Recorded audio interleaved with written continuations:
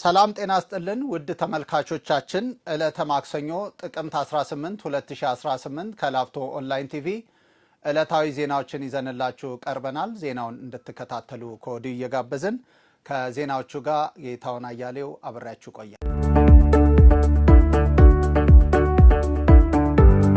በልማትና በመልካም አስተዳደር እንዲሁም በጸጥታ ህገወጥ ተግባራትን በመከላከል ረገድ የምክር ቤት አባላት ውጤታማ ስራዎችን እየሰሩ መሆኑን የንፋስ ስልክ ላፍቶ ክፍለ ከተማ ምክር ቤት አፈ ጉባኤ አቶ ወጋየሁ ኃይሉ ገለጹ። ሁለተኛው የንፋስ ስልክ ላፍቶ ክፍለ ከተማ ምክር ቤት 13ኛ ዓመት የሥራ ዘመን አንደኛ መደበኛ ጉባኤ ተካሂዷል። በጉባኤው ላይ የመክፈቻ ንግግር ያደረጉት የክፍለ ከተማው ምክር ቤት አፈ ጉባኤ አቶ ወጋየሁ ኃይሉ በበጀት ዓመቱ የመጀመሪያ ሩብ ዓመት ምክር ቤቱ የ2017 ዓመተ ምህረት ሪፖርትና የ2018 የአንደኛ ሩብ ዓመት ሪፖርት መነሻ በማድረግ ግብረ መልስ መስጠቱን አንስተዋል። በተጨማሪም የትስስር አደረጃጀት የምክር ቤት አባላት በሚኖሩበት ቀጠና ላይ በጸጥታ በልማትና በመልካም አስተዳደር እንዲሁም ህገወጥ ተግባራትን በመከላከልና በሌሎች ሰው ተኮር ስራዎች ላይ እየተሳተፉ የህብረተሰቡን ተጠቃሚነት ለማረጋገጥ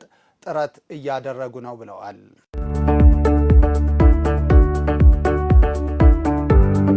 ወደ ቀጣይ ዜና ስናልፍ ከሳር ቤት መካኒሳ ፉሪ አደባባይ የኮሪደር ልማት ስራ በህብረተሰቡ የሚነሱ የልማትና የመልካም አስተዳደር ጥያቄዎችን በመመለስ ረገድ የጎላ ፋይዳ ያበረከተ መሆኑን የንፋስ ስልክ ላፍቶ ክፍለ ከተማ ምክትል ዋና ስራ አስፈጻሚ የስራ ክህሎት ጽህፈት ቤት ኃላፊ አቶ ድላየው ታምሬ ገለጹ።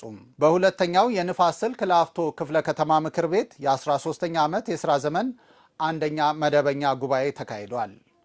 በዕለቱም ከዚህ በፊት በተካሄዱ የመራጭ ተመራጭ መድረኮች ከህብረተሰቡ ሊነሱ የነበሩ የልማትና የመልካም አስተዳደር እንዲሁም የአገልግሎት አሰጣጥ ጥያቄዎችን መነሻ በማድረግ ከምክር ቤት አባላት የተለያዩ ሀሳቦችን፣ ጥያቄዎች ተነስተዋል። በዚህም ከቀበሌ ቤት ማስተላለፍ ጋር ተያይዞ ካረጁ የመብራት ፖሎች አንጻር የውሃ መቆራረጥ፣ የትራንስፖርት ተራ አስከባሪዎች ችግር፣ የመንገድና የመሰረተ ልማት ጥያቄዎች፣ የድጎማ ዕቃ ስርጭት ክፍተት፣ የኑሮ ውድነት ዙሪያና ሌሎች ጥያቄዎች ተነስተዋል። የክፍለ ከተማው ምክትል ዋና ስራ አስፈጻሚና የስራ ክህሎት ጽህፈት ቤት ኃላፊ አቶ ድላየው ታምሬ መንግስት ህብረተሰቡ ተጠቃሚ የሚያደርጉ በርካታ የልማት ስራዎችን እየሰራ መሆኑን አንስተዋል።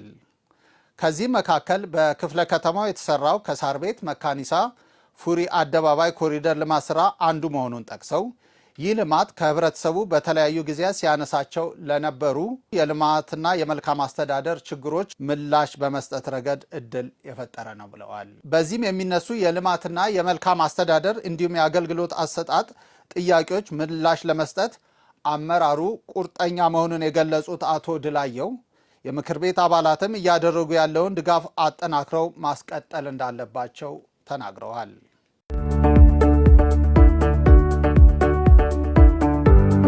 ተመልካቾቻችን በንፋስ ስልክ ላፍቶ ክፍለ ከተማ የተገነባው የኮሪደር ልማት ስራ በተመለከተ ምን እንደሚመስል የህብረተሰቡን አስተያየት አበባ የመንግስት እንደሚከተለው አዘጋጅተዋለች። ተከታትለን እንመለስ። እንደሚታወቀው በቅርቡ ከሳር ቤት ጀርመን አደባባይ ጋርመንትና ፉሪ አካባቢዎች የተከናወነው የኮሪደር ልማት በኢፌዴሪ ጠቅላይ ሚኒስትር ዶክተር አብይ አህመድ እንዲሁም በከተማ አስተዳደሩ ከንቲባ በሆኑት ወይዘሮ አዳነች አቤቤ እንዲሁም ካቢኔዎቻቸው በተገኙበት የኮሪደር ልማቱ ተጠናቆ ለአገልግሎት ክፍት መሆኑ ይታወሳል። እንግዲህ ዛሬም እኛም ተዘዋውረን የንፋስ ስልክ ላፍቶ ክፍለ ከተማ ነዋሪዎች የኮሪደር ልማቱን እንዴት እያዩት ነው፣ እንዴት እየተዝናኑበት ነው የሚለውን ስሜታቸውን ልናጋራ ወጣ ብለናል። እንግዲህ ከላፍቶ ኦንላይን ቲቪ ጋር ፕሮግራሙን በመከታተል አብራችሁ እንድትቆዩ የአክብሮት ግብዣችን ነው።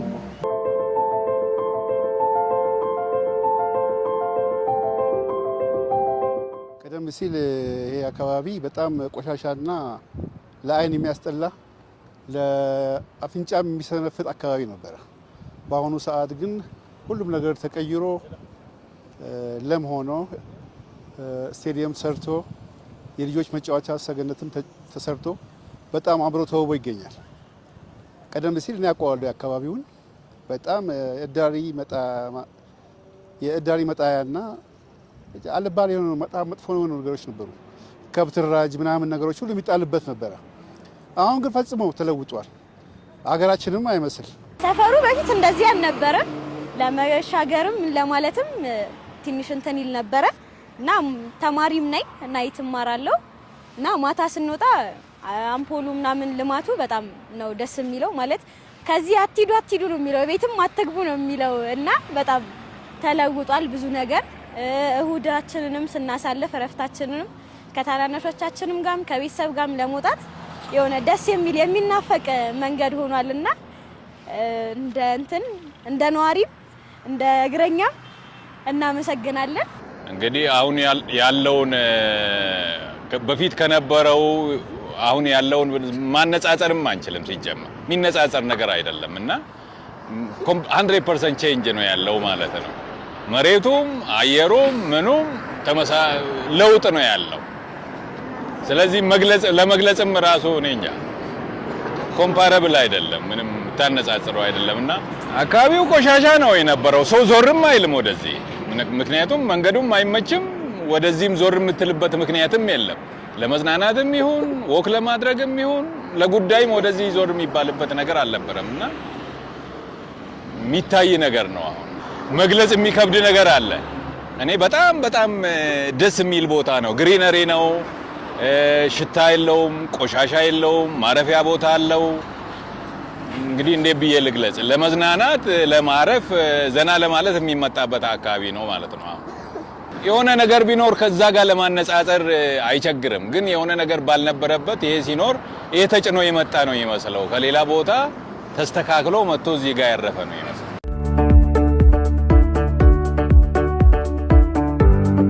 የንፋስ ስልክ ላፍቶ ክፍለ ከተማ ህብረት ስራ ማህበራት ጽህፈት ቤት የሶስተኛ ዙር የህብረት ስራ ማህበራት ሪፎርም እቅድ ዙሪያ ውይይት አካሂዷል። የውይይት ዓላማ የአቅም ውስንነት፣ የአደረጃጀት ክፍተት ያለባቸውን የህብረት ስራ ማህበራትን አቅማቸውን ለመገንባት ያለመ ነው። በሰነዱ ከዚህ በፊት ሲሰሩ የነበሩ የሪፎርም ስራዎች ያመጡትን ውጤትና የነበሩ ክፍተቶችን መዳሰስ ተችሏል። በመድረኩ የህብረት ስራ ማህበራት ውህደት አዳዲስ አባላትን ማፍራት፣ ቴክኖሎጂን በመጠቀም ማህበራትን ማዘመንና ህብረት ስራ ማህበራትን በውክልና ኦዲት ማስመርመር እንዲሁም የባለድርሻ አካላትን ተሳትፎን ማሳደግ የሚያጋጥሙ ችግሮችን መፍታት በሚቻልበት ሁኔታ ላይ ውይይት ተካሂዷል። የክፍለ ከተማው ህብረት ስራ ማህበራት ጽህፈት ቤት ኃላፊ አቶ አሺካማን ተቋሙ ከዚህ በፊት ለአገልግሎት ምቹ ያልነበሩትን ህብረት ስራ ማህበራትን ማስተካከል የሪፎርም አካል አድርጎ መስራት ተችሏል ብለዋል።